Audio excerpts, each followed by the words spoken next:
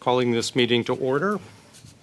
Welcome to meeting number 49 of the House of Commons Standing Committee on Government Operations and Estimates, aka the mighty OGGO.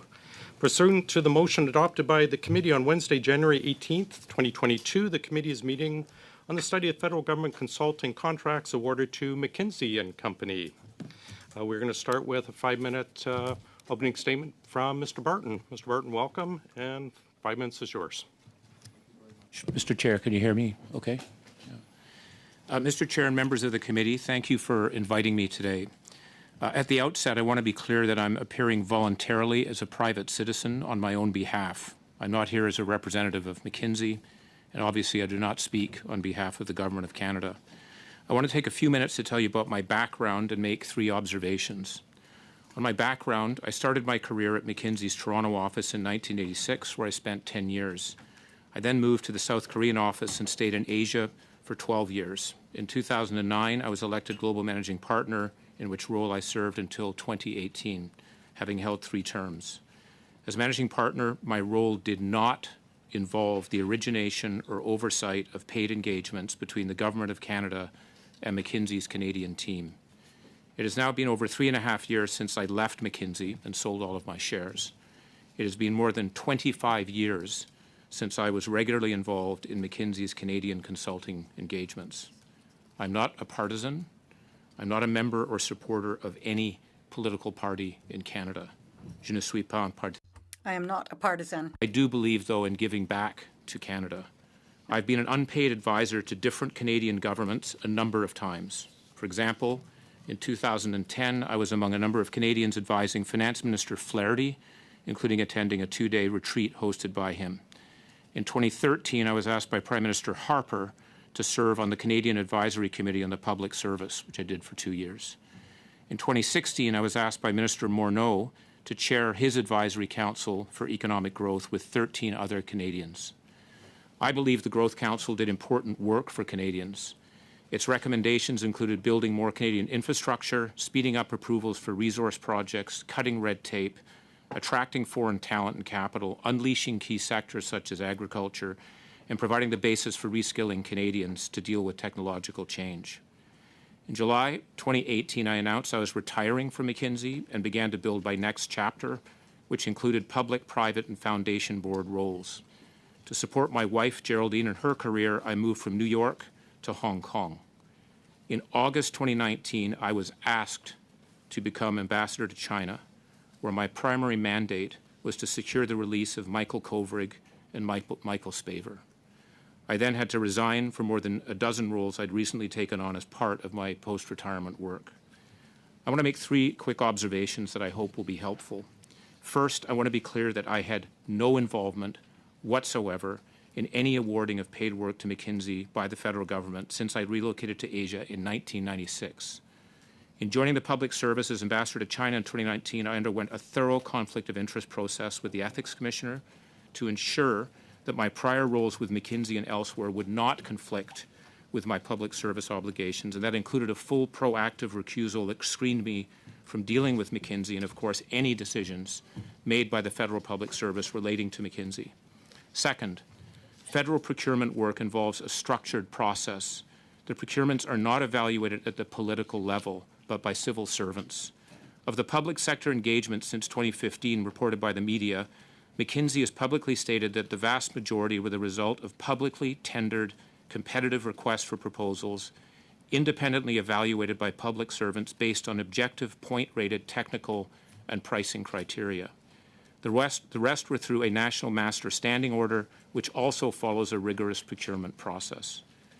Consultants are often selected by governments and the private sector and social sector because they are able to provide specialized expertise, innovation and insights from global experience, advice that is objective and independent, flexibility to help when and where needed without carrying those same costs at other times, and a deep bench to allow analysis to be completed quickly. It's also important to separate the work of McKinsey from the times that I, as a private citizen, sat on several advisory councils as a volunteer at the request of Prime Minister Harper and Ministers Flaherty and Morneau. Those advisory councils made recommendations to elected officials. Sometimes they took them, sometimes they didn't. In these instances, advice came from a panel of volunteers convened by the government, not from McKinsey.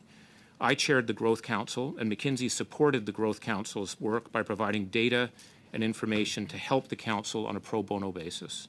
Third and finally, I will note here that the National Post recently reported that in the last full fiscal year ended March 31, 2022, the Government of Canada spent at least $22.2 billion on external consultants, of which McKinsey contracts represented $17 million. I appreciate your invitation today and look forward to taking your questions. Merci.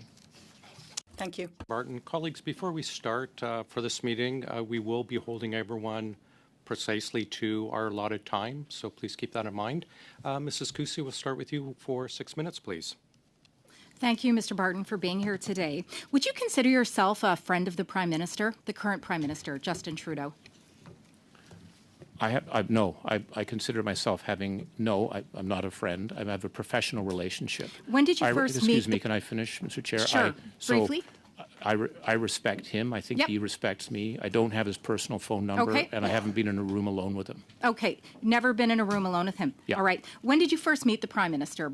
And when I'm referring to the Prime Minister, I'm always referring to Prime Minister Justin Trudeau. When did you first meet him? I think I met him in 2013, when I was actually going up to meet. Before he was elected. Before he was, going up. Prime You know Minister. where I was going is to see Mr. Flaherty, and I was in the elevator, and someone introduced him to me and said, "This is Justin Trudeau." I didn't know what he looked like or where he was, so I was going to see Minister Flaherty. Okay. Did you ever meet with the Prime Minister or members of his staff while he was leader of the Liberal Party before the 2015 election outside of that meeting? Okay. When did you first communicate with Justin Trudeau after he was elected Prime Minister? It was in Davos when I was requested by the government to host a breakfast so he could meet other international leaders. That's when I met him. Okay. So he initiated it. All right. And when is the first time you communicated with the Prime Minister's office? I can't. It was actually with through the Growth Council with Minister Morneau. That's where we would have when we would have our meetings with the Prime Minister, and they're actually a handful. All right. How many times did you meet with Justin Trudeau after his election as Prime Minister in 2015, would you say? A dozen times. A dozen times. Okay. So you would say, and where did these meetings take place? They took place in his office. Okay. And who initiated those meetings of the 12, would you say? Can you allot 12? He requested updates on the Growth Council, and I was with Minister Morneau when we would have those meetings. So okay, and that was the sole subject of those meetings, the Growth Council, only the Growth Council? The Growth Council, yeah. Okay. How many times did you or McKinsey meet with staff in the Prime Minister's office after his election in 2015, would you say? So you said a dozen for you. How many for other staff in McKinsey other than yourself? I would be surprised if any of them did. I certainly wasn't aware of it. Oh, okay. So you're not sure if any other, would you say any of the other McKinsey staff members met with the Prime Minister, anyone in the Prime Minister's office after that time? I honestly have no idea. Okay, that's interesting. Thank you. You helped arrange for Justin, as you mentioned, the Prime Minister, to meet many world business leaders at the World Economic Forum in Davos, as you just made reference to. So he initiated that meeting. Yeah, the Prime Minister's office initiated the meeting. Okay. Who did you introduce the Prime Minister to at the World Economic Forum in 2016? I can't. I tried to grab whoever I knew might be available. It's very busy. It's because it was done very much at the last minute. It was kind of, can you organize a breakfast? I said, people are busy. So I can't remember. Okay. Are you aware of any contracts that would have come out of the introductions that you made at that time? Can I tell you something? That they were doing a favor to come there. There was not an interest to do contracts. That was nothing to do with that.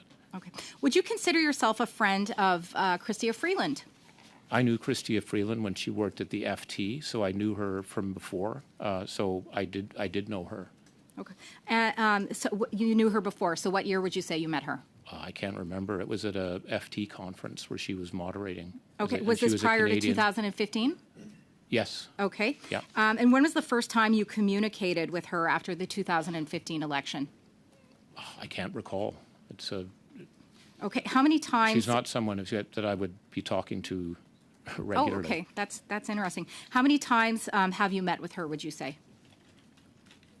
8,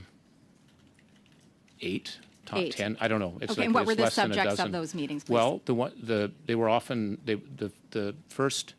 The meeting I recall was when she actually convened a dinner at her house in Toronto. At her house, okay. Where she invited 12 other people. Ian Shugart was Who else? Ian Shugart was there. There was someone from the Globe and Mail. I can't Okay. remember his name.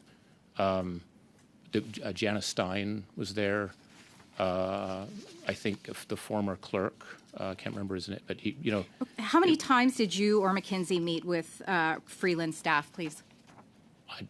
I have no idea on McKinsey because I wouldn't be in those meetings. It's not of interest to me. If I was meeting, it was on her request. Okay.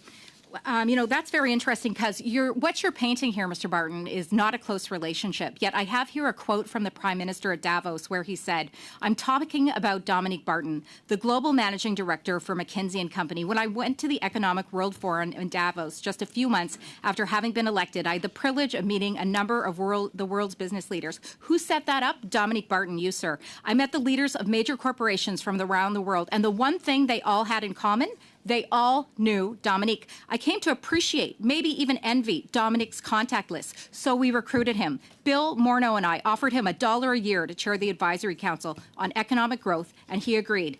See, not such a smart businessman. I don't think anyone can argue we are not getting our money's worth for Dominique. In fact, it's probably the best dollar the government of Canada ever spent.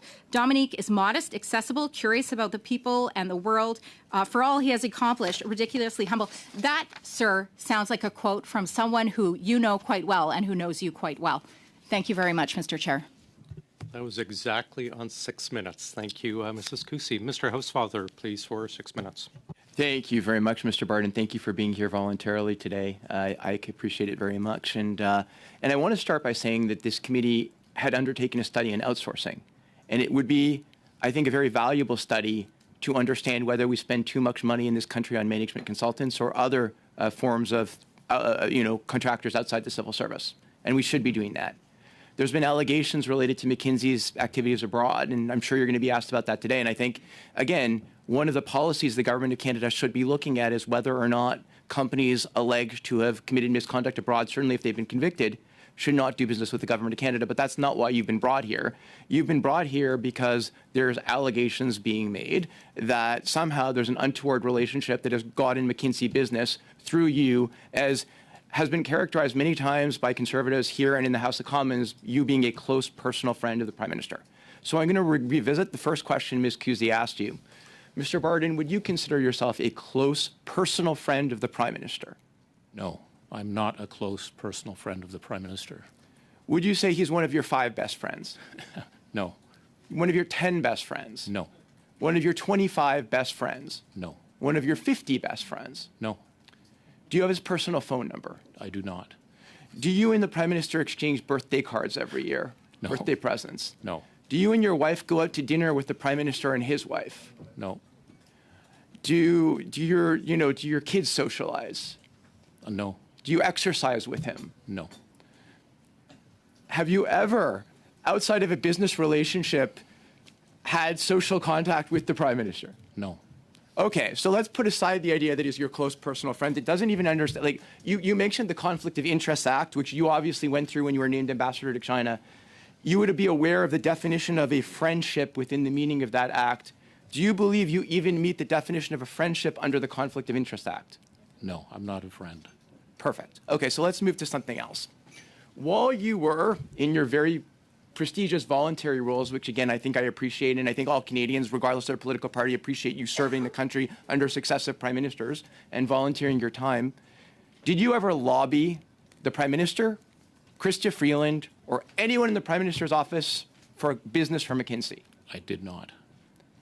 Do you believe that there were discussions by others at McKinsey inappropriately lobbying for business? I don't. There's a very strong set of practices and rules on that. I had no interest on the McKinsey relationship. I thought this was giving something back to Canada. It was an honor to be asked. It's an honor to be asked when a minister or a prime minister asks you to do something. I think as a Canadian, you do it, and I was honored to do it. And I worked my tail off on doing that. It was zero to do with anything to do with contracts or things like that.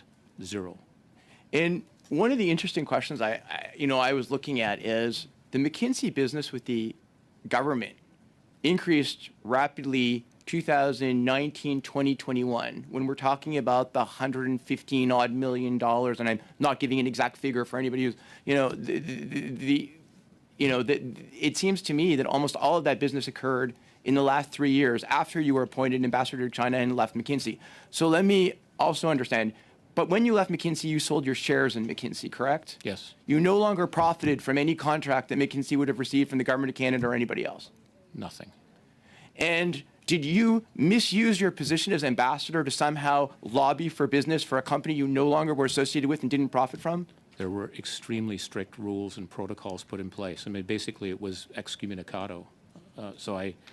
There was very strict processes and protocols that were followed, and people, if there was ever anything that came in, it would go to the deputy head of mission or to the deputy. So as ambassador, I would assume then anything that came in with respect to McKinsey, any discussions with respect to McKinsey, you were completely excluded from, didn't have any part of. That's exactly right. And there were also 5 others that we put, that I actually, 3 of them I voluntarily put on, even though the ethics commissioner didn't think I should. I just was focused on what I had to do. Perfect. And interesting, the fact that the business increased, if it was true that during the time you were at McKinsey, you had done such a big lobbying of your friends for contracts, you did a terrible job because obviously the business increased way fold after you left. Yeah, I don't even care. I just wasn't looking at that. I would say, though, again, as I looked at it, look at what's happened with the other spend. There's all sorts of different analysis. You need a magnifying glass. It's a lot of money, don't get me wrong, but comparatively to the others, the Accentures, the Deloittes, the KPMGs, I think one should look at that. So I agree. I mean, I think as I mentioned the other day, if I had a contract for $100 and the next year I paid that company $5,000, I would have increased my business with that company 50 times over, but it would be a minute amount of money comparatively to a total spend. And the same is true with McKinsey. There's been a drastic increase in McKinsey spending, but it is a drop in the bucket compared to what some other consulting firms made, which is why we need to look at the larger question. Mr. Chair, do I have any time left? 30 seconds.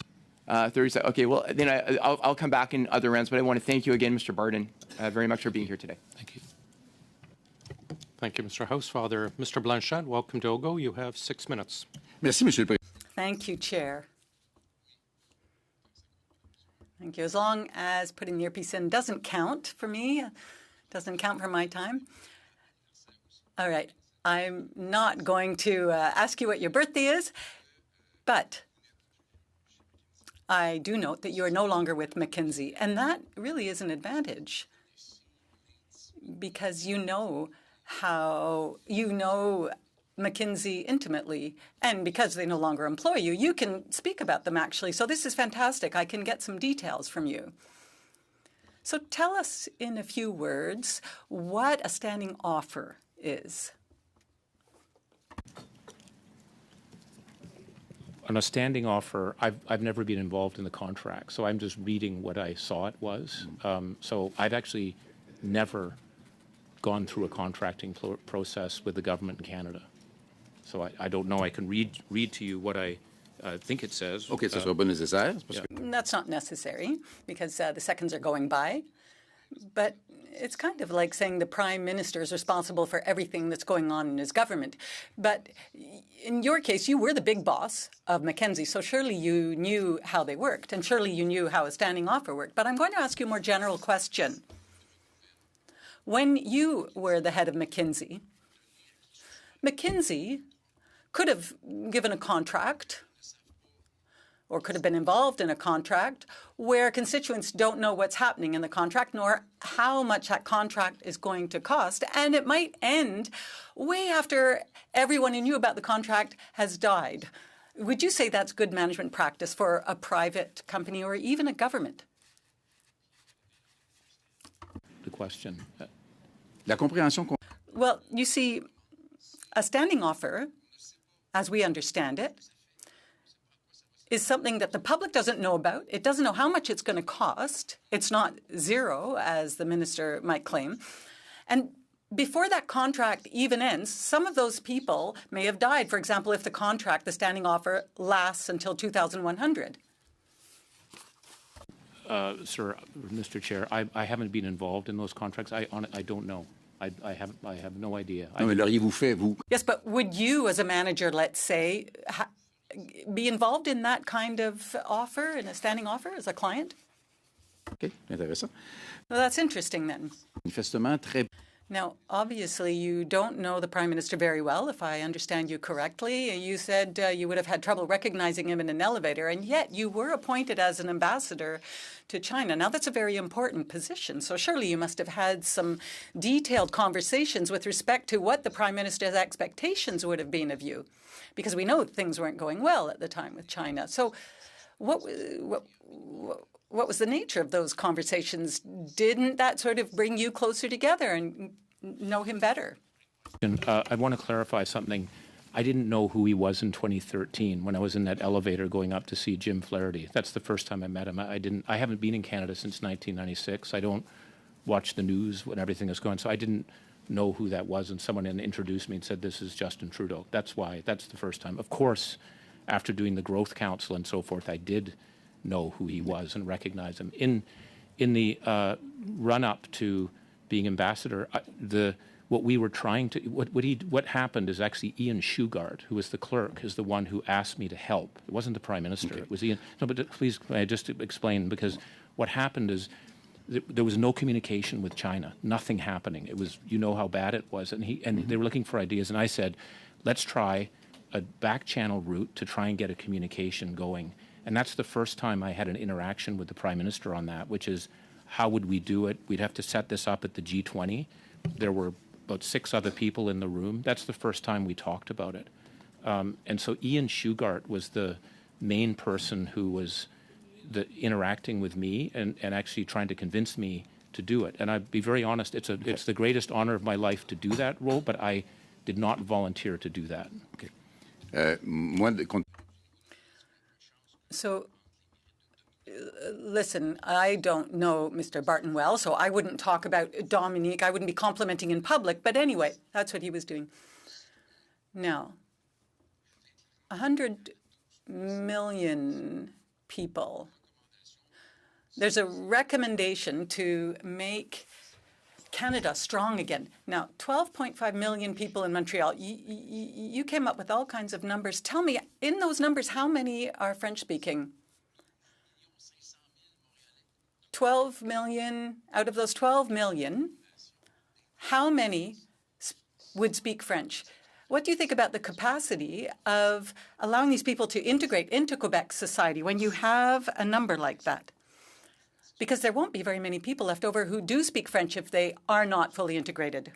The numbers that we're trying to get. Yeah, I mean, Century Initiative. Yeah, the Century Initiative.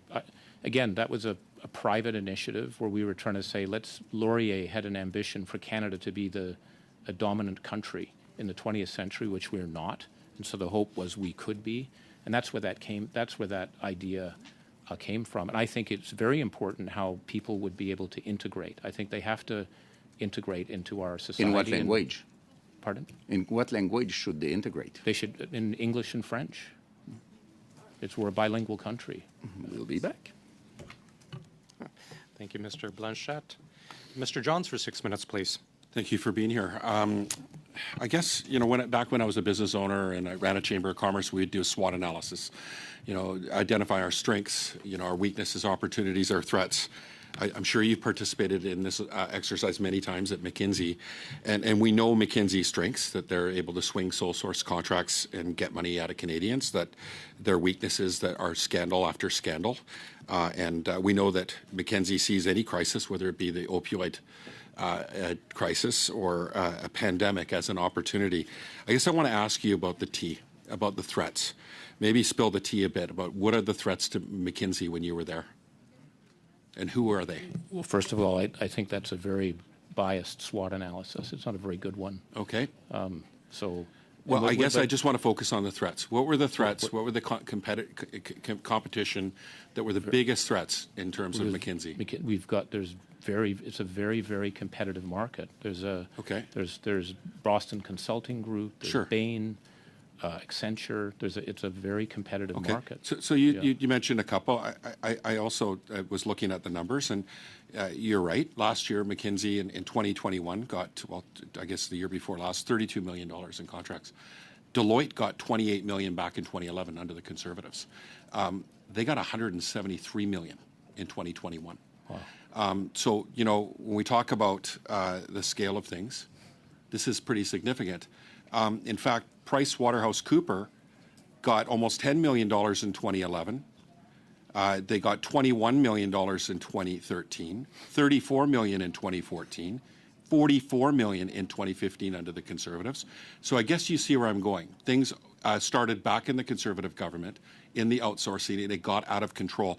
Now they're at $93 million.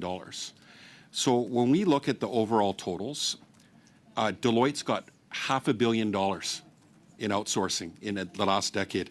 PricewaterhouseCoopers, $511 million. Accenture, $211. Ernst & Young, $107, and KPMG, $139. And McKinsey, $68 million, not including 2022. So why do you think this committee is not looking at all of those companies? And do you believe that, some parties really want to focus on McKinsey and you? Do you actually think they really want to get to the bottom of the outsourcing issue and how to stop it? Because right now we're seeing millionaires getting richer on contracts off the public tax dollar, and when they need services the most. But I think your comments speak for themselves. I mean, my last point was, again, putting things in perspective. I think this committee, it's good to look at the impact and what people are doing. I think that we should look at the whole broad remit. I don't know why the McKinsey is the only focus on that. So why do you think? Also I guess me. Back to the threats. Why do these companies? Why are they getting more money than McKinsey? What are they doing? Who do they know? Look, it's like, who does Pricewaterhouse know that they can have a 400% increase under the Conservatives and double under the Liberals? Yeah. Who do they know? Again, I actually believe that there is a procurement process. I don't think it's about who they know, but it is quite interesting to see the size of the. So you don't think it's a Liberal Tory same old story kind of thing? Like they're just there to help their friends and undermine the public service? I don't believe that. Well, I do. So I'm going to move a motion at this committee later on to ensure that we expand the scope of this study. Because I'm not here to play politics and just paint one company over another. Yeah. We need to look at the whole scope of this thing. And we need answers. And we need all these companies before this committee because they need to explain how they're getting these contracts. Yeah. And I guess, adding to that, I mean, you talked about giving back to Canada, and I appreciate your comments on that. What makes you the person the Prime Minister of Canada has to go to for free advice given out of the goodness of your heart? You should ask him because I've been asked by other countries. I'll just say, and this is where again I felt committed. I've worked with President Obama. I've worked in Colombia. I've worked in the UK. I've worked in Singapore. I've worked in South Korea. For leaders, they ask. They just want. They want what's happening in the world. How are things changing?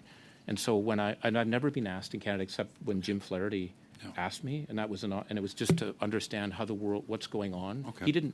He wasn't asking to say, tell me what we should do. It's just give me ideas. And by the way, there were often radically different views in the room. So it was more in that spirit. It's something that I've been used to doing, and as a Canadian, I wanted to give something back. That's why. Well, and I do appreciate your work on the Michaels. You talked about back channeling. I think we're all appreciative to see them home. We're grateful. You talk about back channeling routes. Can you explain about domestic back channeling? I don't know what that is. Well, I think that, how does it that McKinsey can go, from $1.7 million in 2016 to $32 million, literally skyrocketing year after year? What is McKinsey doing? Who does McKinsey... But this is again... No, to have that kind of acceleration.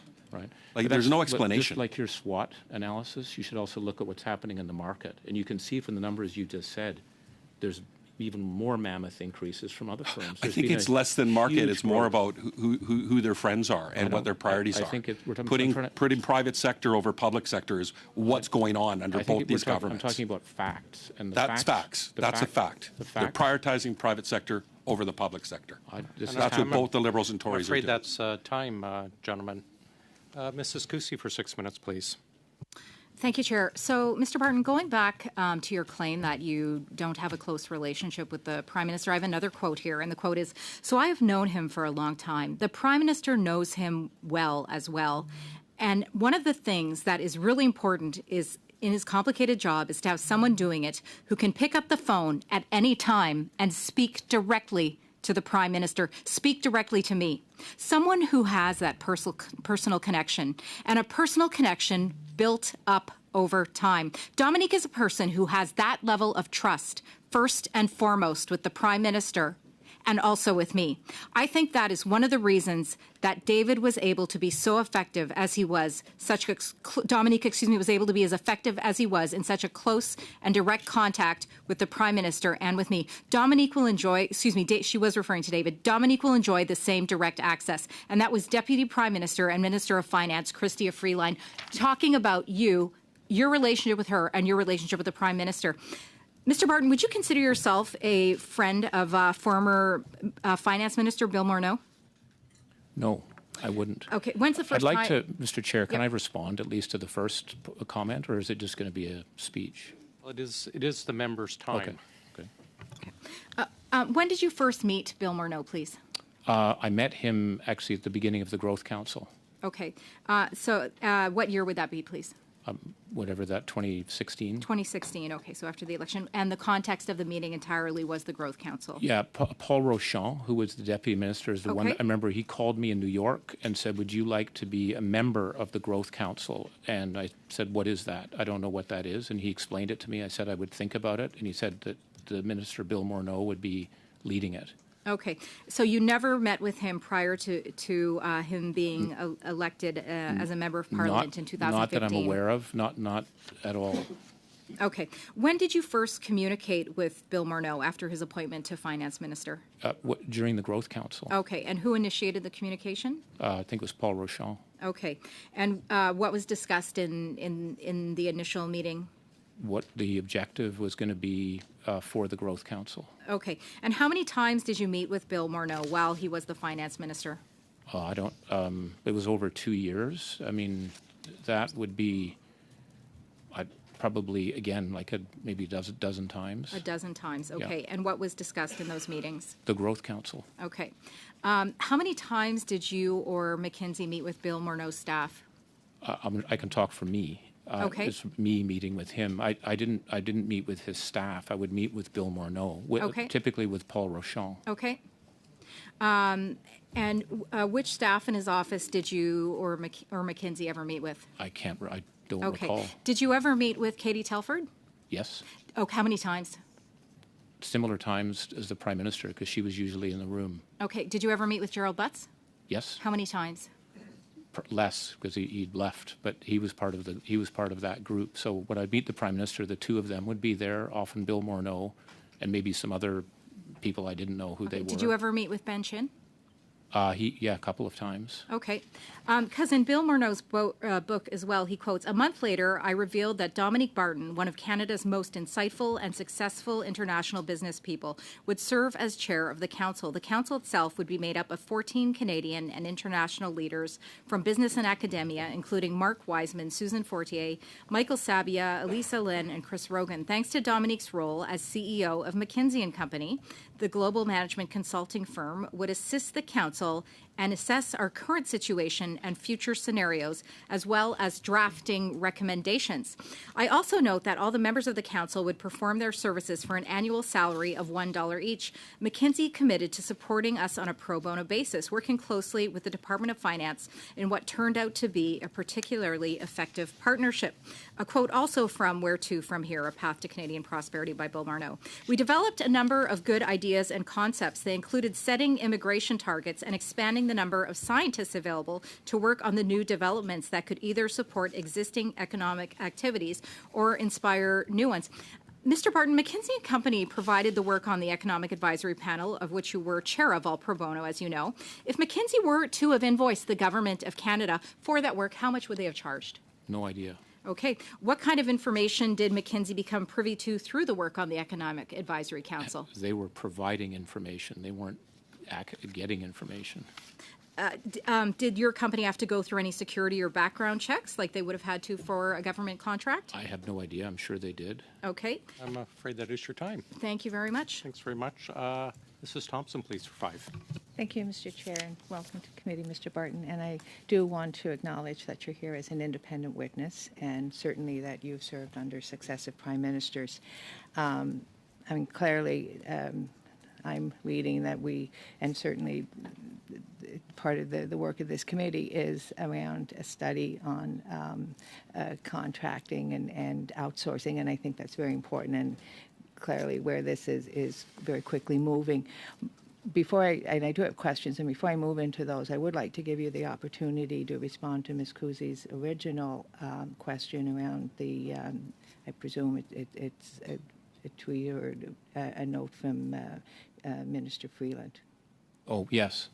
Yeah, so, I can't speak for what Minister Freeland says about that, the relationship. I'm telling you about I know what the relationship is with the Prime Minister, and I'm telling you that. It was a professional relationship, and I'm honestly quite shocked at what I'm reading about in the papers. It's incredible. He must find it incredible, because it's just simply not true. It was a professional relationship. There was respect. There were always people in the room, and that's what it was. I mean, I don't know what I don't know what people's definition of that is. So that's the part that I find a little disappointing. Thank you, Mr. Barton, and I promise I won't ask how many times you've spoken to the Prime Minister. I would like to have, or to learn your perspective on transparency and the data metrics, because I think, you have worked for multiple governments in other countries, and I'd be really interested. What is it that we need to put in place that will ensure we don't end up through successive governments back in a place where outsourcing is this challenging and obviously worrisome when we look at the numbers? Well, I do think this is where the civil service has to play a role too, about what they want and what they find frustrating. I've had 2.5 years in the civil service, and I would say that I'm deeply impressed with the quality of people. Deeply, they work incredibly hard, have high standards, and they've been overwhelmed in the last 5 years. There's been a heck of a lot of stuff happening. And so I think the thing is to also ask them, what should we be doing in terms of training? I think my personal view is I think the human resources systems are weak. If I'm blunt about it, they're weak in terms of the training, the career pathing, the mentoring that actually goes on, and yet we've got really good people. So I think we should be looking at how we can further develop their roles and what they do to build the capacity. I think there should. That's I guess fundamentally what I believe. But I think we should involve them, because they will see where it is. Ultimately, they're making decisions. But I do think the nature of the work has shifted over the last 5 years.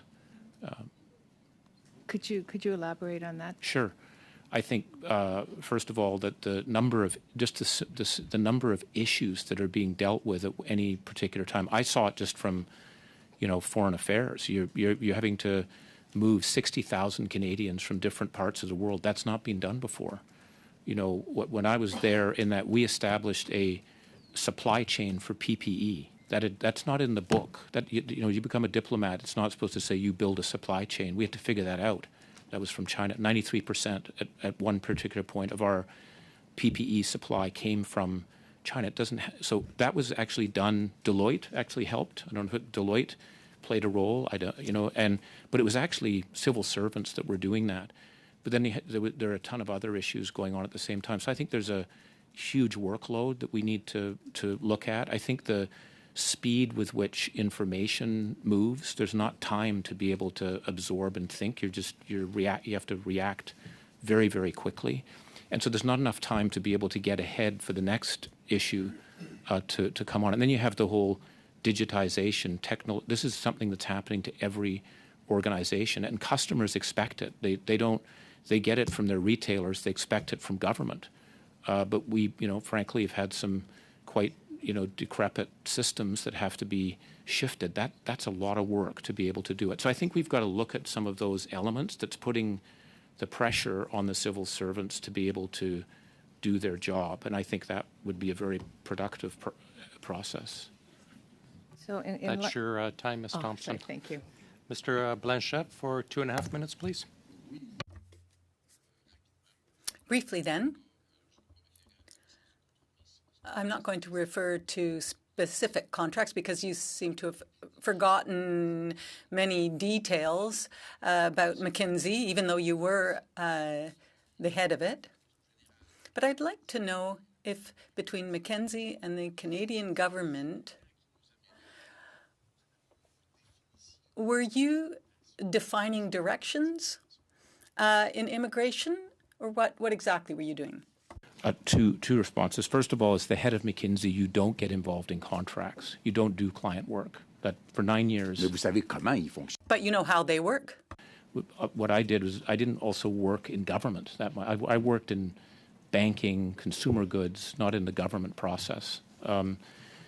Sorry, your second question was your second point. Ben, en fait, and the setting targets. Oui, yeah, c'est ça. Sorry. Great. No, what happened is the Growth Council recognized one of the levers for Canada being able to be prosperous in the future is labor supply. It was a big gap.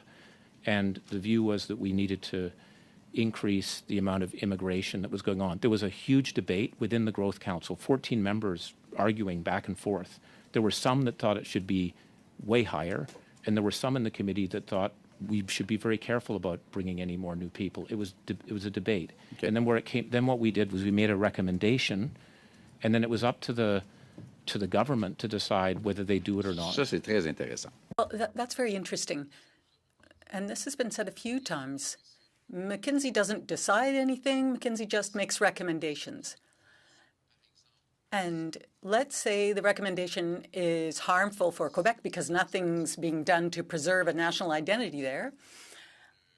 Then the Century Initiative is providing advice that the government may use. And I understand that if the government doesn't use it, McKinsey isn't responsible. Then it's Justin Trudeau and his government is responsible for a bad decision in choosing your proposals.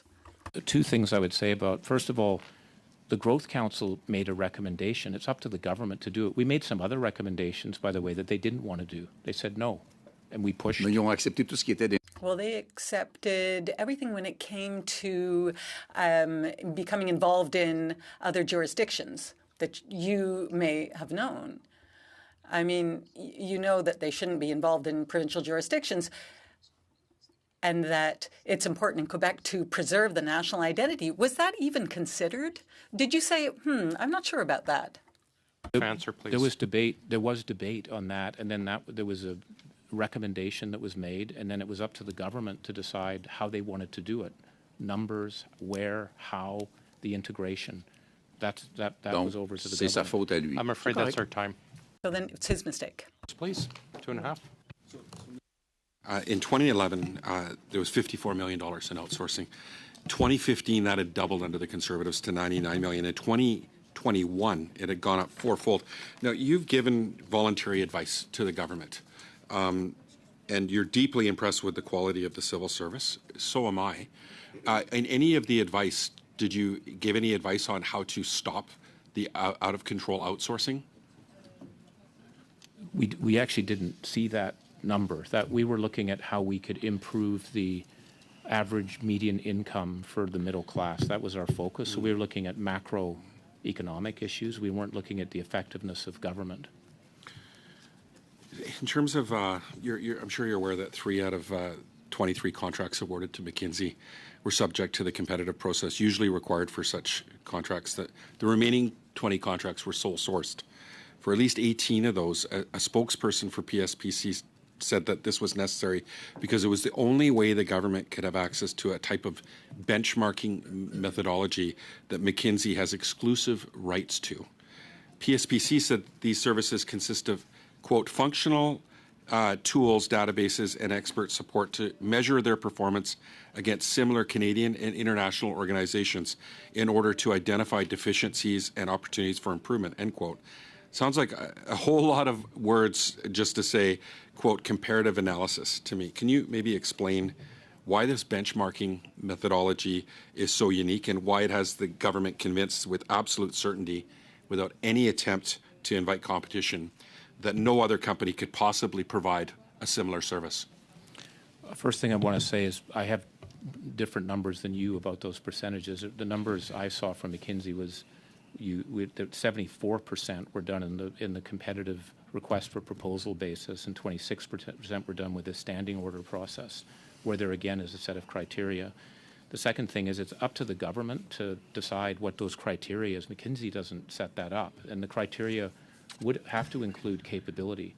And I might also mention McKinsey's quite an expensive firm. I admit that, but that means if you're going to even be on there, you better have something that's distinctive. And so when I was at McKinsey, the R&D budget for McKinsey was about $500 million a year. $500 million a year. That sounds like you're pretty motivated. I mean, getting government contracts like this, off the taxpayer, it would motivate you to invest a lot of R&D, especially with the skyrocketing growth in contracts. Gentlemen, I'm afraid that's our time. Mr. Paul Hoos, welcome back to OGGO. You have 5 minutes, please. Merci. Thank you, Chair. Good afternoon, Mr. Barton. I have several questions to ask you. Now, you were the Global Managing Director of McKinsey from 2009 to 2018. The Trudeau government came to power in 2015, and then there was this exponential increase in contracts being awarded by Canada, the Canadian government. We want to understand what happened. Now, when you were the Managing Director, surely, given all the various relationships you had, you're saying no, that these weren't close friendships, but and it's true that sometimes people claim to be the friends of others. But I'd like to know what that relationship was with the Government of Canada that allowed McKinsey to become so involved with the government as a consulting firm. As I've been saying before, there is no relationship on that. I know it sounds like a good story, but there actually was not a linkage between what I was doing and what McKinsey's doing. That's what I've been trying to explain. So, Vous avez jamais eu. So you never had discussions with the Prime Minister of Canada or Minister Morneau regarding McKinsey's services, regarding what services they may be able to provide to help the government in the departments that were experiencing problems. You never had that kind of discussion? I never had those discussions. Just let me put things in perspective. McKinsey is a very large firm. The work that's going on in Canada is very small. And my objective was not to have anything to do with that work. That was up to the Canadian practice. So I had no interest and I had no conversation. On va parler, on va sortir des. All right, then we're going to move away from personal interests and we're going to talk about McKinsey. There are a lot of questions surrounding that firm, what kind of advice it provides to other countries, for example, like Saudi Arabia. Here in Canada, there are budgets for immigration, public services, border services. In Canada, there are problems within those departments. And what we don't like seeing is that McKinsey develops policies for the federal government, and then we end up with ministers announcing a plan out of nowhere, and we realize it's come from you, but we don't know, and we can't find out exactly how that plan was developed and whether the public service is able to even implement what you're proposing. Let's take immigration, for example. The plan came here in November. We found out that there would be 500,000 new immigrants. We knew that was one of your recommendations, but is that the usual way of proceeding, to provide these recommendations? The government just takes it the way it is and does exactly what you say? Mr. Chair and Sir, that, as I said in my opening statement, we did not make policy. There were recommendations that came from the Growth Council to the government to decide what they wanted to do. And as I said, they rejected a number of those ideas that we had. It was then up to them. That 500,000 did not come from the Growth Council. That's higher than what the Growth Council said. It's higher. So we didn't have anything to do with policy. And the other thing I should make clear, that was the Growth Council. There were 14 people. I was the chair, but all those people had input to it. They were people from civil society. There were academics. So I just want to be clear. It's Soyons not. plus clairs. Well, then let's try and be clear. What would justify $24 million on the part of the federal government being given to McKinsey for the Immigration, Refugee and Citizenship Department? What kind of information would McKinsey be giving to the government for $24 million? Can you give us an example? I wasn't involved in any of the work. McKinsey Non, mais is vous avez going travaillé 30 ans chez Yes, but you worked with them for 30 years. to have McKinsey come here, which is good, and ask the team that was working on that, because I honestly have no idea. I wasn't involved. OK, mais si on parle pas directement de... Well, let's not speak specifically to that contract then. Let's just take an example of recommendations you give to governments. Can you give us one generally? Obviously, this is confidential information, but what kind of information or advice would you be giving? Do you develop structural policies? How do you work with governments? What is it you give them? McKinsey never provides policy advice. They're executing what government wants to do. So just to give you an example, operations would be one. Lean operations. Anything to do that involves a lot of processing. It could be, visas. It could be passports. It could be.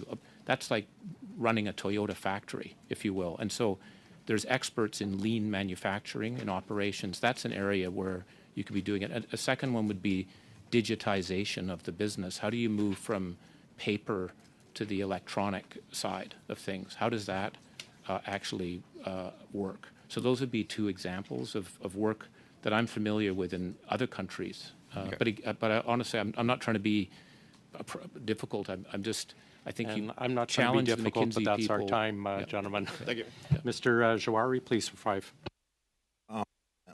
Thank you, Mr. Chair, and welcome to our committee, Mr. Barton. And let me start by once again, thank you for coming here voluntarily, as well as the great work you did in releasing the 2 Michaels. And now I understand helping us with the supply chain around PPEs during a very difficult time. Mr. Barton, can you quickly, 30-second, can you define what the role of a managing director of a global consulting firm is? Managing director of a global consulting firm, which basically has 2,500 partners, right? And and your job is basically setting strategic direction. Where do you want the firm to be in 10 years? It is in managing the organization, because it's a complex organization. You have offices, you have sectors like banking, retail, and so forth, and you have functions, operations, marketing. And that's a complex place. And then it's making appointments, appointing people into different roles. I also spend a lot of my time recruiting. Recruiting is a very important part of what McKinsey is and where it is. So I was often recruiting. But you're involved. That's the level of what you're doing. You're not in the Thank you. operations. Yeah, thank you. I appreciate that. Just for the record, once again, at what year was it that you departed and you divested from all your shares in McKinsey? I finished as managing partner in July 1 of 2018. Thank you. And then I was retiring, and everything was gone as of August 31st of 2019. Perfect. So. Can you give us a sense of what was the revenue of McKinsey in 2018 and when you fully divested in 2019? We're a very confidential firm, but I could just say it's $10 billion. $10 billion. Do you have any idea how much the revenue from Canada, and specifically from the government of Canada, the revenue that was generated from that? Again, with all respect, I love Canada. I'm from Canada. Canada did not move the dial anywhere. So I'll help you. 2018, the revenue of revenue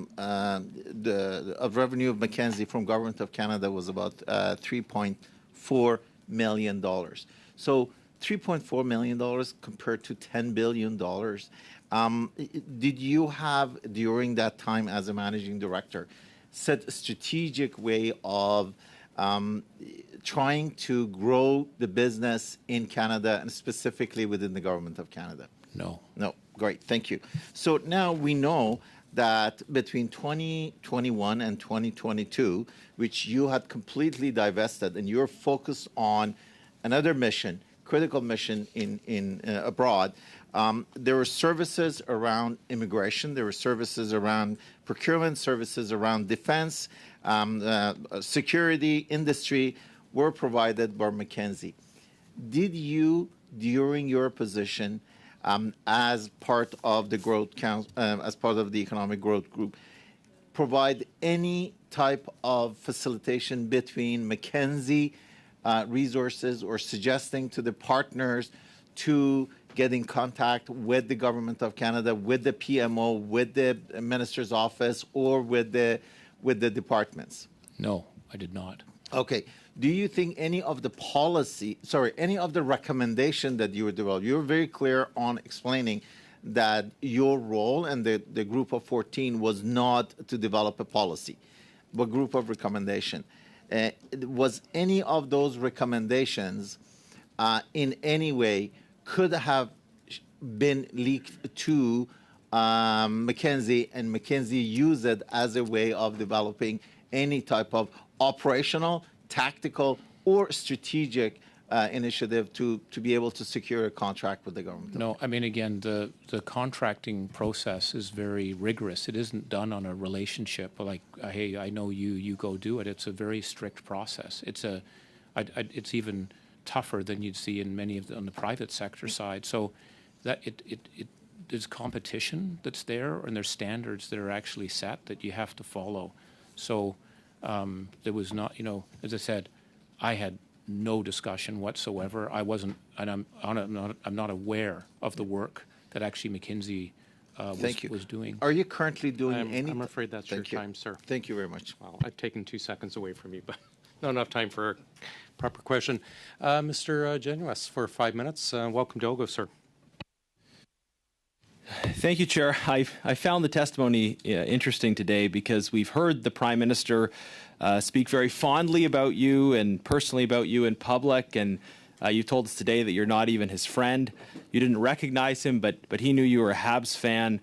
So I wonder if this is just sort of one of those cases of unrequited affection. Do you know Andrew Pickersgill? And could you tell us what your relationship was with him? Yeah, again, with the Prime Minister, the first time I met him was in the elevator going to see Jim Flaherty, right? Andrew Pickersgill, yes, I know him. He was the office manager of McKinsey in Canada. Okay, so what you're telling us is that you weren't involved in pitching the Canadian government on business opportunities. Presumably, it would have been Andrew's role as the lead on Canadian operations to lead that sort of I don't know, because again, I wasn't involved in any of those. You should ask him. Okay. What role did Mr. Pickersgill play on or in relation to the Financial Advisory Council on Economic Growth? What Andrew did was help ensure that we had analysts to be able to provide the data and the information that was needed for the Growth Council to be able to help in terms of what we were looking at. Right. So Andrew was working with you on the Growth Council. His work on potentially pitching the Government of Canada on business, that's something you're not aware of either way. I just want to note for the committee's sake, and maybe you want to comment on this, that I've accessed an ATIP'd email from a Kevin d'Entremont at McKinsey that's pitching the Government of Canada on contracts, offering to connect members of the government with Mr. Pickersgill, and noting in the course of that email the work that he did with you on the Financial Advisory Council. So you may not be the link, but it seems that Mr. Pickersgill, who was both involved in the Advisory Council and involved in being a vendor to the government, was involved in both aspects of that operation. Do you want to comment on that? Yeah, comment is I think you should ask him when he's here. Yeah. And the other comment I'd make is there then is a rigorous evaluation process to look at whether the work would occur or not. Yeah, and we know there's been many cases of sole sourcing, but I think I appreciate that we've established, and Mr. Pickersgill I think would be someone worth bringing to the committee. Mr. Barton, following the initial invasion of Ukraine by Russia in 2014 and during your tenure at McKinsey continued to work closely with Russian banks and state-affiliated companies, including those that were subject to Western sanctions. McKinsey was doing work for national defense in Canada, the United States, other Western countries, while it was also cultivating a close relationship with authoritarian powers, Russia, China, Saudi Arabia. Can you assure this committee that analysts working for national defense did not also participate in any projects involving state-affiliated entities in Russia and China? Absolutely. Okay. The conflict criteria in McKinsey for working with, and I have no idea about what was done on the Russian, what you're saying on the Russian military side. But what I do know is that there are very strict conflict requirements and standards in countries that you work in, and so McKinsey would have to follow that. Would it have ever happened, for instance, in the United States, that the same analyst did work for Purdue Pharma and the FDA at the same time? I think you should look. I don't know. I think. Would that be a conflict of interest if it had happened? I think actually there's very good testimony from Bob Sternfels, who's the current managing partner, to a committee discussing that. I'm not familiar with that. Well, but I do know that you were leading addressed McKinsey at the time, though, right? You yes, led McKinsey through their advice to Purdue. It was around the time you departed that the relationship between McKinsey and Purdue ended, and the New York Times has reported analysts that worked both for the FDA in the U.S. and for Purdue Pharma at the same time. So you're telling us that McKinsey had stringent conflict of interest rules, but you had analysts that were simultaneously working for drug manufacturers and the FDA. Did that ever happen in Canada? First of all, I just want to answer that first one. I think you should actually please look at the testimony that was given. I can, but can you answer the question, sir? You were leading McKinsey at the time. When you lead McKinsey, as I said before, I'm not involved in. But this was about your time while you were there, sir. There are 3,000 engagements going on in every given day.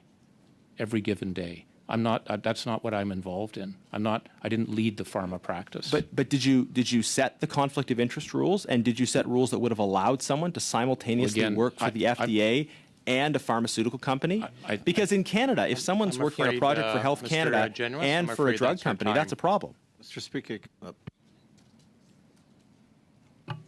Sorry. Thank you. Mr. Baines, over to you, please, for 5 minutes. Thank you, Mr. Chair, and thank you for making yourself available today to Mr. Barton and bringing your testimony forward.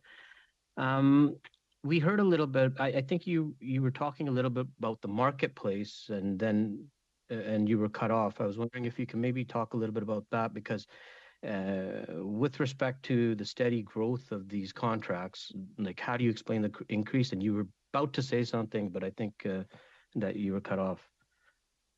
Yeah, what I was saying, it was really around the question of the outsourcing, what's happening. And I think we're in a time of immense change and pressure on organizations, not just the government, but also the private sector and social sector. So the consulting industry has been growing very, very quickly. That's just the underlying shift that's going on. It's not, yes, it's happening in government. It sounds like it's a very large increase, but it's also been happening in the private sector and the social sector. So that's what I was trying to get at, is it's things like digitization. That's a one-off that actually has to occur. The COVID situation led to all sorts of issues for organizations. And all I know is that I think most consulting firms were extremely busy. They didn't have enough people to be able to do the work. That's again, you should ask others that come in here to talk about it. I haven't been working there, but that was my sense of it. So there was a very significant increase in the market, in the size of the consulting market. And you indicated the issue around human resources, say within government, there needs to be more training, and governments may not be able to fulfill the labor pool for the skilled work that's necessary. So we did hear a little bit about this in the last meeting, offering proportional salaries with the private sector. The labor pool for skilled IT workers is already limited, particularly if you consider the government's language requirements and diversity goals. So, this action would intensify the demand based on the needs that you're just mentioning there with the market needs. Do you think this would attract the skills the government needs, or is it more likely to cause private sector firms to increase their wages to retain their employees? So how are we going to compete with the necessary skill set? I think we have to put more investment in training for the civil service, as I said, to build the capacity, because these are all skills that you can learn, but we have to invest in people to be able to do that. That's what the private sector is doing. I remember from McKinsey, a lot of the things that we would be working on 5 years later, companies were doing them. If I went to that same company and said, we'd like to do this particular type of service, they'd say, well, we're already doing it. And I think that's the sort of capability building that we need to think about for helping the civil service with all of the scale of issues that are coming up to enable them to be able to do it. Okay, and then when contracts, say with McKinsey, or what measures are in place to ensure that government information is not shared with other organizations that contract with McKinsey? It's very strict rules on the data side. It belongs to the client, and you can't, so they're very strict rules in terms of where that is. The data belongs to the company or to the organization and that you're working with. That's a very strict rule in the process. Okay, and then do I have any more time, Mr. Chair? You have a full minute. Okay, so have you ever, or do you know of an instance where McKinsey met with the Minister of Immigration on Canada's immigration targets? I don't know that. Okay, and how can government improve access to contracts the government signs with consulting firms? I think perhaps this committee looking at it and doing some samples. Let's take a look at a sample of an actual contract and see what happened. How was it? How was the consultant selected? That's what I would do if I were in here. I would say take 5, decide. Let's look at the actual process of who was involved, how many competitors were there, and then let's look at the impact of what actually happened. Did the consultant, in terms of what they said they were going to do, did it actually happen, and how do people feel? And I'd do a micro look at that, not just looking at the macro. Okay, now that is your time, Mr. Baines. Mrs. Vinola, please, for 2.5. Merci beaucoup. Thank you, Chair. And thank you, Mr. Barton, for coming this evening.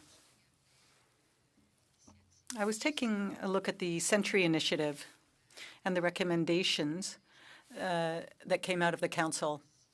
Earlier, you were saying that the government didn't decide to go to that 450,000 recommendation, but under the Century Initiative, that would be 500,000. And as of 2026, the target will be 1.25% of the Canadian population. And what that means, that there would be 500,000 new arrivals. So the government is actually going beyond your, and I'm saying your because you were sitting on the council.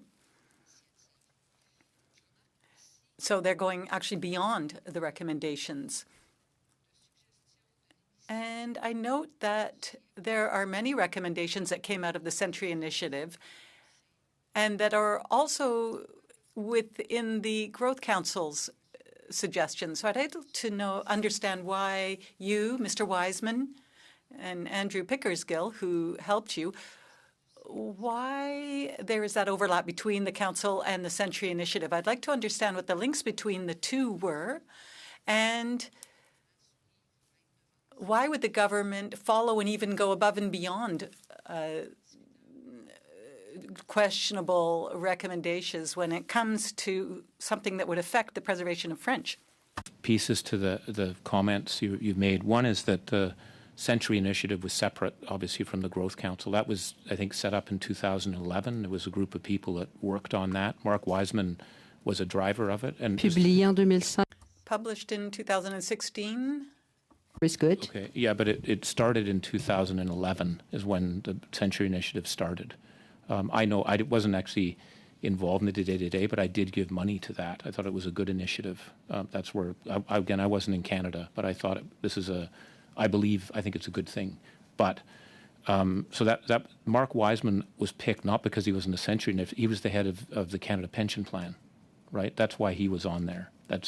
Everyone brings their own affiliations and views on the Growth Council. We had as I said, a wide group. There were people on the Growth Council that did not want to increase immigration by very much, just to say. So there was a debate that actually occurred, and we gave that government, we didn't say single point, this is what we think. We said, you know what, the majority of people believe that we need to take it up to 450,000 eventually. That was but over time, because we want to, as a colleague said, let's be careful about how do we have the ability to absorb them as they go through.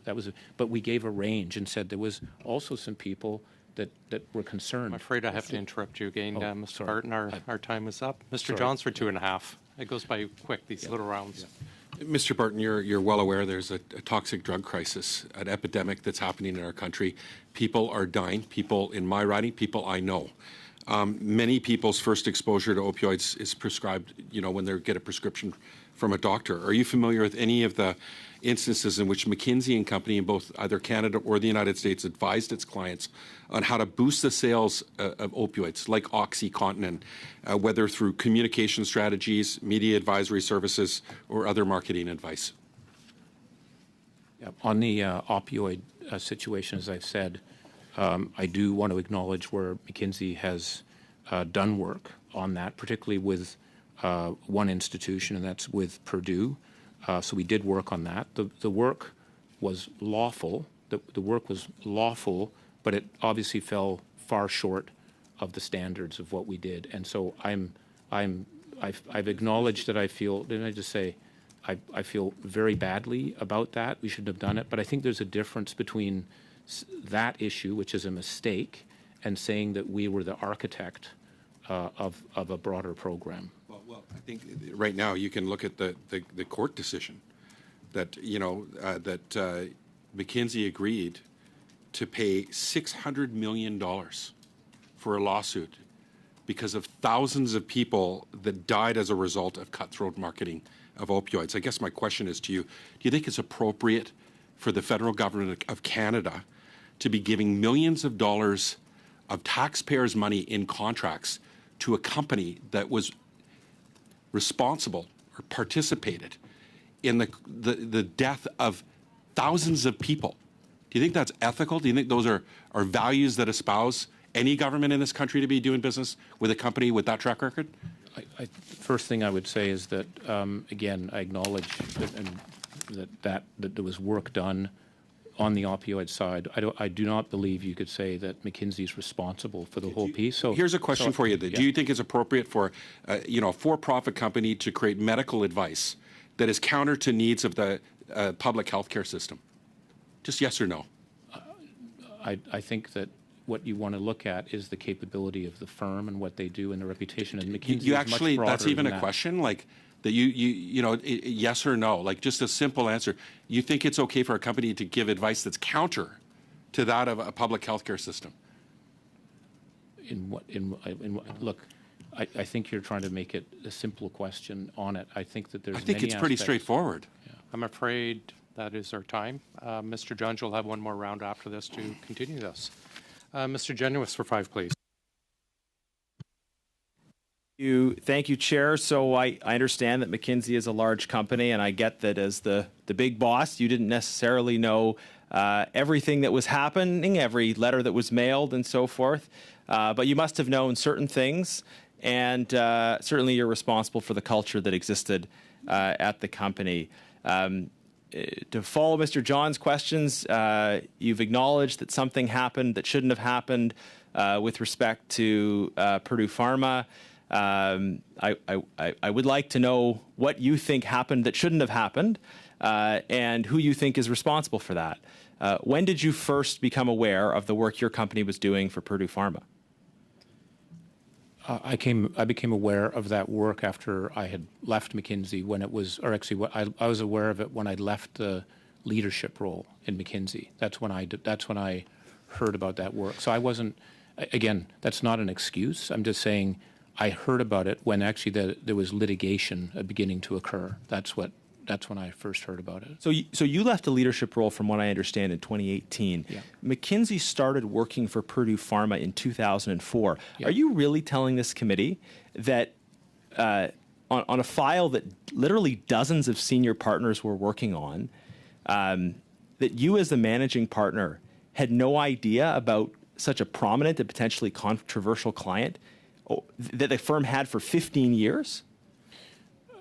I've explained before, there are 3,000 client engagements that are going on at any particular given time. Right, but they weren't selling socks in Southern Ontario. These were people that were doing billions of dollars in business that caused the opioid crisis, that invented OxyContin, that invented modern pharmaceutical advertising. They were your client for 15 years, and you had no idea they were a client? Did you know any of your clients? I don't know all of them. No, that's totally normal. Well, I don't think you understand. If you had no idea that you were working for Purdue, then what did you do all day as managing director? Yeah, well, I think maybe you should spend some time and understand how a consulting firm works. I would love to understand how McKinsey works, because right now I'm very concerned. How could you, as managing partner, not know the name of a client who, by the way, in 2007 pled guilty to misbranding their product? Did someone not at some point think, okay, we're taking on this client that pled guilty for misbranding their product. We're offering to help them sell more of that product. We're making proposals that include paying bonuses to pharmacists for overdose deaths, that include proposals to go around traditional pharmacies by creating mail-in pharmacies. All these proposals are coming forward, and nobody thought maybe we should loop in the managing director, given the reputational implications to the company. That's what happens at McKinsey, sir?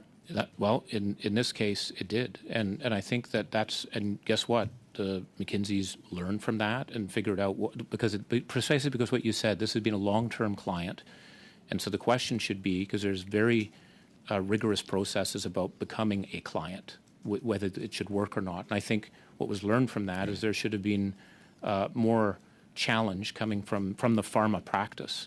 In the pharma practice, there are hundreds of clients in the pharma practice, hundreds.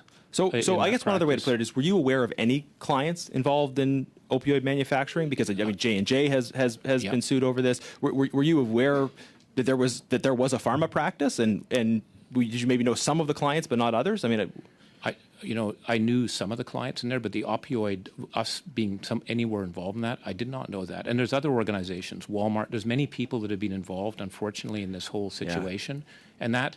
Bluntly, sir, I just don't believe you. I cannot believe that you led this company as the managing partner for a decade, that you did work for multiple different opioid manufacturers, that you did work for Purdue for 15 years, and nobody said in passing, like, it's on the record, dozens of partners that were working on these files, and you had no idea they were a client. Like, what does it mean to run the company? There's 2,700 partners in McKinsey and Company. Right. 2,700 partners. Right. I can't know. But even if you were following the news, you would have known that McKinsey did work for Purdue. It was publicly reported on while you were leading McKinsey. Yeah. Well, I would suggest, you come and take a look and see how McKinsey and other consulting firms work, because I don't think you understand how the process works. I will just say in closing, however friendly you are or aren't with the Prime Minister, one thing you do have in common with him, sir, is that you don't seem to claim responsibility for anything that happens under you. And that is our time. Mr. Kuzmierczuk, please, for 5 minutes. Well, thank you, Mr. Chair and Mr. Barton. I want to pick up on a comment my colleague beside me, argument that he brought forward, or observation, I should say, about sort of the comparative value of contracts that McKinsey has with the Government of Canada. So your last full year as the head of McKinsey in 2018, McKinsey, the value of contracts, federal contracts with McKinsey was $3 million. And again, compare that to the $10 billion that a company, McKinsey, brings in sort of globally. And Library of Parliament, in its report analysis, looked at contracts, consulting contracts for the big six consulting companies, Ernst & Young, KPMG, Accenture, PricewaterhouseCoopers, Deloitte. And when you look at the value of the contracts from 2005 to 2022, the value of the McKinsey contracts is about 3%. So the value of the McKinsey contracts are dwarfed by the contracts that are provided to Deloitte, Accenture, PricewaterhouseCoopers. Can you speak to why that is? Why, for example, other consulting companies are again providing services at a much greater scale than McKinsey? I don't know about that. I mean, I think it's maybe more fundamental to their practice. That it's critical to what they do. The public sector practice when I was at McKinsey was 5 to 7% of a practice, and in some countries it was nothing. Okay. So it's just not it's if I might say, working with the government is difficult. It's more difficult than working with the private sector, and that's not about the people. It's just it's a very complicated process. I think that's for good reason in where it is, and so we have fewer, we think about the focus of the time and so forth. But it's a good question. I think it's a very good question for the committee to ask, and it gets to your point, if I might say, which is to broaden it. There are other institutions that are doing well, if they're growing, or however you want to say it. Why, and how does that work? And to your point, Mr. Barton, admittedly, there has been a rise in consulting, in terms of consulting contracts for government, especially in 2020 and 2021. That's when you saw the contracts increase, but it increased across the board for all consulting firms, whether it's Deloitte, KPMG, PwC, Ernst & Young, and McKinsey & Company. And I would even say that the real raw numbers, the increases we saw were greater for those companies than in McKinsey. Can you speak to why you think that there was such an increase in consulting services to the federal government in 2020 and 2021? What are some of those forces that the government was trying to deal with? Again, I'm just coming at it from what I saw. Well, one is COVID. I mean, the amount of effort that had to go into dealing with the problem on the healthcare front, it's like a nuclear bomb went off in terms of the scale of what's happening. So I think that has to be a chunk of it. As I meant, I saw a piece of it just with the PPE supply chain that we had to build up from zero. It was a huge effort to get airplanes to be able to keep fly. Canadians safe. Yes, to keep at the end of the day, to keep Canadians safe. So there was then I mentioned the digitization. This is a new phenomenon, right? It's where organizations are digitizing themselves. That's a complex, heavy-duty piece of work that has to occur. That's also happening. COVID actually accelerated that because people couldn't communicate, so you had a big advance on that side. And the other issue is on the geopolitics and the supply chains. When I think actually with the war, you've got all sorts of challenges as it relates to food security, supply chains, friend-shoring, whatever you want to call it. And that's a different landscape than we've had before. So those are just three things I could see. I'm sure there are more. As I said again, that the repatriation of 60,000 Canadians, that doesn't cost nothing, and there's not resources to be able to do that. I remember on that one getting phone calls to say, please, can you figure out who is the CEO of Air India to be able to figure out how we're going to be able to get people here on the cruise ships? Where does that work? That these weren't relationships that consular affairs would typically have. It wasn't in the playbook. So there were new playbooks that had to be built quickly and at scale. And I think that's when you ask for help. And as I said, the organization I worked with when it was Deloitte, they were, and again, it's not to make an advertisement for Deloitte, they were very helpful, and I'm glad they were in the PSPC because they helped organize all the different suppliers that we were looking at, making sure we had a quality. Thank you, Mr. Barton. Sorry. We're approaching our final round now. Back to you, Mr. Genuis, please, for 5. Thank you, Chair. I want to just start by clarifying the interactions involving Mr. Pickersgill. So, Mr. Pickersgill accompanied you to meetings with the Prime Minister, meetings with various officials, and he was responsible for coordinating the research associated with the work of the Growth Council. Is that correct? No, it's not correct. He did not come to meetings with the Prime Minister. The meetings with the Prime Minister were very few and far between, and they involved Mr. Morneau, Bill Morneau. From the McKinsey side, though, I'm asking. The McKinsey side was me. Okay. There's no McKinsey people coming into the meetings with the Prime Minister. So Mr. Pickersgill was supporting you in terms of the research and analysis, although you're saying he wasn't attending meetings. Is that he correct? wasn't supporting. The Prime Minister was not in any of the Growth Council meetings. Okay. Not one. Just like Prime Minister Harper, by the way. Mr. Pickersgill was supporting the work of the Growth Council. Mr. Pickersgill was actually saying that the committee, the whole committee, the 14 people, needed support with data. So right. So he was supplying that. No, he provided people who supplied it. Okay.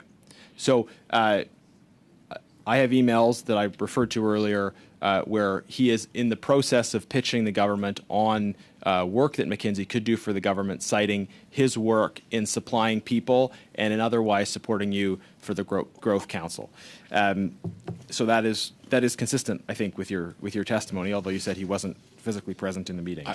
It's not consistent with my testimony. What I said was I don't know what he was doing on that side. You don't know what he was doing. Emails. That's another thing you don't know then. Fair enough? I don't think that's a very fair comment. But it's something you don't know, correct? Yes. Okay. And, all right. And why should I know? Okay. I wanted to follow up on the issue of McKinsey's work for Purdue. Aside from what you did or did not know, I'd at least appreciate your opinion on one point. McKinsey has been forced to pay hundreds of millions of dollars to compensate victims of the opioid crisis in the United States. However, to date, it has not paid out any compensation in Canada. Do you think that Canadians who have suffered as a result of the opioid crisis should be entitled to the same compensation from McKinsey that was paid out in the United States? I think you should talk to McKinsey about that. That was a settlement in the U.S., and that was a settlement because... Right, but Canadians were victims of the opioid crisis as well, right? So should Canadians not... I think you need to talk to McKinsey about that. You don't have an opinion on it, though? I mean, if I don't know the details. I don't know what role McKinsey played in that at all. I don't. Even if you didn't know about it at the time, you weren't sort of interested in reading about it afterwards to understand, like, the fact that the company you had led had been involved in causing this massive public health crisis that killed, by now probably hundreds of thousands of people. Well, there you go again, saying that we're responsible for the entire thing, and I totally disagree with that. Well, I mean, you paid $600 million in compensation. That implies that there was some level of responsibility, surely. I mean, people don't generally pay that level of compensation if they're not. We made a mistake. You make a calculation. What was the mistake? Can I just explain something first? In settlements, maybe you aren't familiar with how settlements work, but there's a huge amount of litigation that could occur. We could have been in the courts in the U.S. government for a decade. But and what we decided to do... You just said you made a mistake. So what was the mistake? Hang on, I just want to finish what I was saying. No, sir, it's my time. What was the mistake? The mistake was actually not realizing what Purdue was doing in the system and as you said, stopping to work with that client. That's the mistake. Right. What was Purdue doing that you didn't realize they were doing? I don't have the detail on that, but my understanding is that they were playing a role in broadening the use of opioids in the U.S. Right.